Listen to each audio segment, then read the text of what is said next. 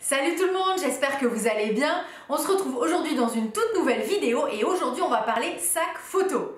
Alors dans cette nouvelle vidéo, je vais vous présenter mon nouveau sac photo. Ça y est, j'ai enfin trouvé le sac parfait. Je vais vous expliquer pourquoi, qu'est-ce que je recherchais exactement dans un sac photo et je vais aussi vous expliquer un petit peu mon historique, tous les sacs photos que j'ai eu. Alors est-ce que vous êtes prêts?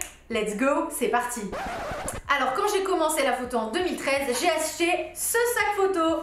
C'est un case logique et je l'ai acheté à la Fnac et j'en étais très contente à tel point que je l'ai gardé plusieurs années et quand il était complètement défoncé, j'en ai racheté un nouveau. J'ai beaucoup aimé dans ce sac, c'est tout d'abord le rapport qualité-prix. Vous le trouvez encore aujourd'hui sur Amazon.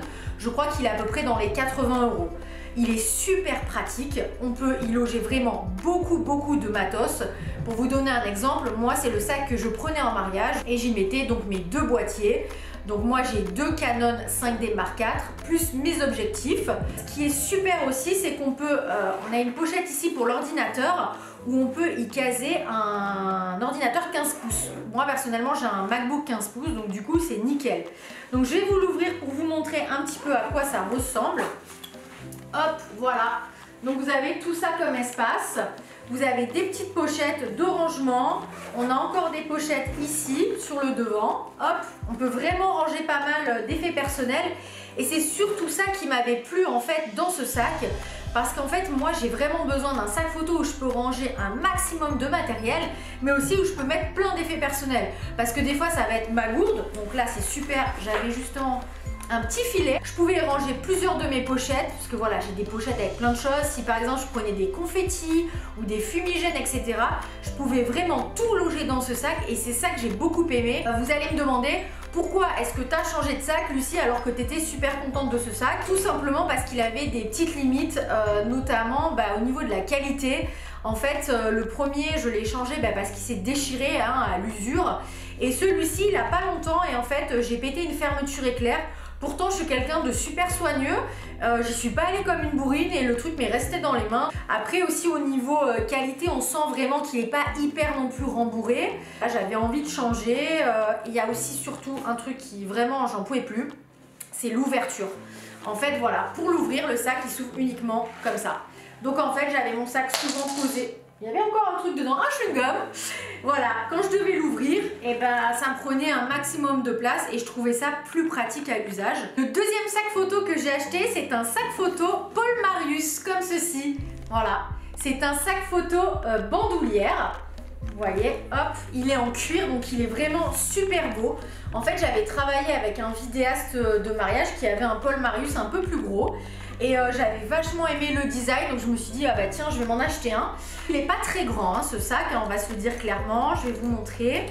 Donc Paul Marius, en fait, c'est un créateur de sacs vintage.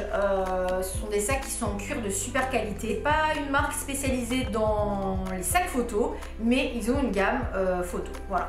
Donc à l'intérieur, alors il y avait des petits rangements. Moi, je pouvais y loger mon 5D avec un objectif en plus et une petite pochette avec mes batteries, etc. Alors ce Paul Marius, franchement, il est trop stylé, moi je le trouve trop beau. J'ai pas aimé à la pratique avoir ce sac en bandoulière, je sais qu'il y en a qui adorent ça.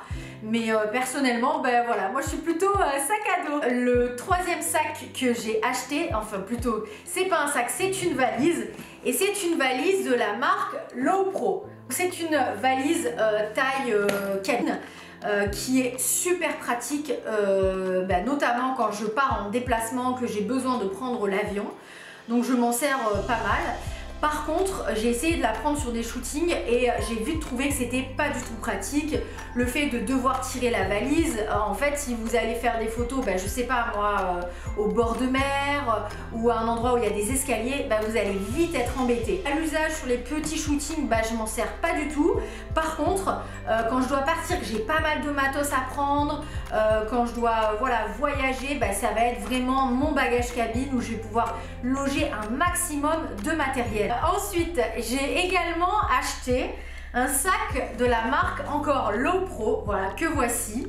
Hop, alors c'est marqué dessus, c'est le Pro Tactic 350 AW. Ce sac est franchement super. Je l'avais acheté chez Image Photo à Nice, j'en étais super contente. Ce que j'avais beaucoup aimé en fait, c'est qu'on sent vraiment que c'est un sac qui est costaud. Je sais pas si vous entendez, mais la coque elle est hyper rigide. Enfin franchement je pense qu'il tombe, il n'y a rien qui se casse dedans, c'est un truc de fou. Il est vraiment costaud. Au niveau maintien, quand on l'a sur le dos, franchement on sent super bien. Alors il y avait ici une sangle qu'on met à la taille. Alors perso moi je déteste ça, je l'ai enlevé de suite. Je trouve que ça fait randonneur, c'est trop laid, donc je le mettais jamais, ça pendait, c'était pas hyper esthétique. Le truc que j'ai le moins aimé sur ce sac en fait, c'est que c'est un sac où on ne met que du matos photo. Il a vraiment pas été pensé pour les effets personnels. Clairement moi ce qui m'a vraiment dérangé, c'est de ne pas avoir de filet sur le côté, vous voyez là, pour mettre ma gourde. Alors c'est peut-être le petit détail, mais pour moi qui a vraiment son importance, que ce soit en mariage ou en séance, j'ai toujours une gourde, une bouteille d'eau, et quand je l'ai pas, franchement je suis au bout du rouleau. Donc moi s'il n'y a pas de filet, c'est vraiment la chose qui va me gêner. Je l'ai quand même acheté, pourquoi? Parce qu'en fait quand vous l'achetez, vous avez des petits modules que vous pouvez placer sur le devant ici en fait, ou sur les côtés.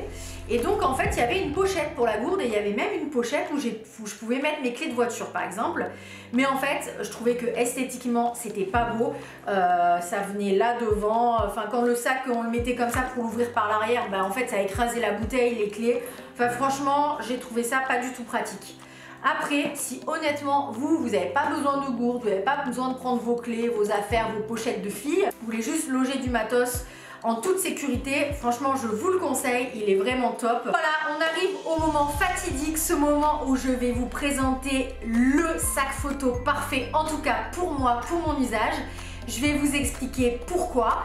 Alors attention, vous êtes prêts? Tadam! Voilà, mon nouveau sac photo. Donc c'est un sac de la marque Manfrotto, c'est le Advanced Be-Free. Et franchement, pour moi, c'est le top du top. Pourquoi avoir choisi ce nouveau sac photo? Alors, par rapport à mon usage, moi, j'avais besoin d'avoir un sac pas trop gros, un sac où on puisse loger un maximum de matos, un sac où il y a un filet pour mettre ma gourde et où j'avais assez d'espace pour mettre mes effets personnels.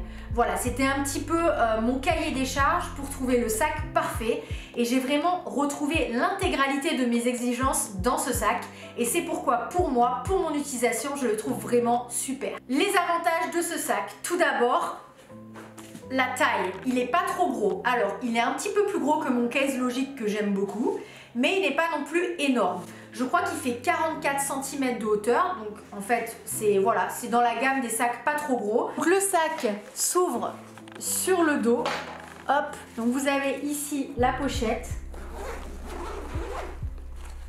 On peut y loger un réflexe, donc moi j'y mets mon 5D Mark IV, et on peut mettre plein d'objectifs. Ce qui est génial aussi, c'est que ici vous avez une petite sangle, et en fait ce qui va être très pratique si jamais vous avez une valise, vous allez pouvoir accrocher directement votre sac sur la valise. Top. L'ouverture dans le dos, on aime bien, le poids est bien réparti. Ensuite, juste au-dessus, hop, vous avez un grand rangement ici, voilà.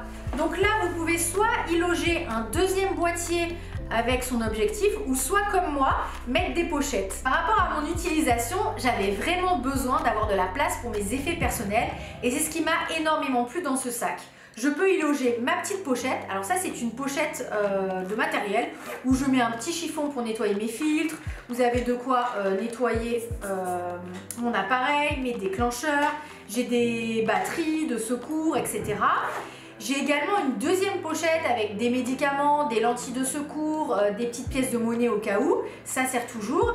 Et je vais avoir aussi besoin de place pour mettre mes clés de voiture, mon porte-monnaie, etc. Et donc dans ce nouveau sac Manfrotto, je peux vraiment mettre un maximum de matos et tous mes effets personnels. Les effets personnels d'une nana, on aime bien avoir plein de choses. Donc c'est vrai que je pense que pour les filles, je pense que ça peut vraiment vous plaire à vous aussi. Ensuite, dans ce sac, on va retrouver devant une grande pochette où on va pouvoir venir y loger un ordinateur 15 pouces, donc c'est parfait pour mon MacBook. J'aurai aussi de la place par exemple pour y loger un iPad, donc ça c'est vraiment pratique. Alors clairement moi je prends pas tout le temps mon ordinateur avec moi, je le prends plutôt quand je pars en déplacement. Par contre cette pochette elle est hyper pratique parce que par exemple des fois je vais prendre un petit réflecteur avec moi pliable, et en fait je vais le glisser à l'intérieur de cette pochette et ça tient parfaitement. Sur le côté, vous allez avoir mes petites pochettes pour mettre la gourde. Alors en plus, il y en a deux, c'est la volaille. Pour ceux qui utilisent un pied, vous avez également une pochette ici pour mettre votre pied avec une petite sangle d'attache. De l'autre côté, vous avez une autre pochette où vous pouvez également loger très facilement un disque dur. Moi, j'y ai mis des chewing-gums, du gel hydroalcoolique, mais franchement, vous avez vraiment de l'espace, hein. Ce qui m'a aussi énormément plu dans ce sac, c'est la qualité de fabrication. On est sur du Manfrotto, donc on est vraiment sur une marque qualitative. Le dernier point positif de ce sac, c'est qu'il tient debout. Et pour vous donner une idée de ce que ça fait une fois porté, le voici. Donc vous voyez, c'est ni trop petit, ni trop gros. Je trouve que on est vraiment sur une taille idéale. Voilà, on arrive à la fin de cette vidéo. J'espère que ça vous aura plu et que je vous aurai donné pas mal d'astuces pour trouver le sac qui vous convient. En attendant, je pense pas qu'il y ait de sacs parfaits, mais vraiment des sacs adaptés à chacun. Et pour moi, c'est ce Manfrotto Advanced Be Free qui est vraiment le must. Écoutez, j'espère que cette vidéo vous a plu. N'hésitez pas à me laisser des petits commentaires juste en dessous et à me dire si vous avez aimé cette vidéo. Vous pouvez aussi vous abonner. À bientôt. Ciao, ciao.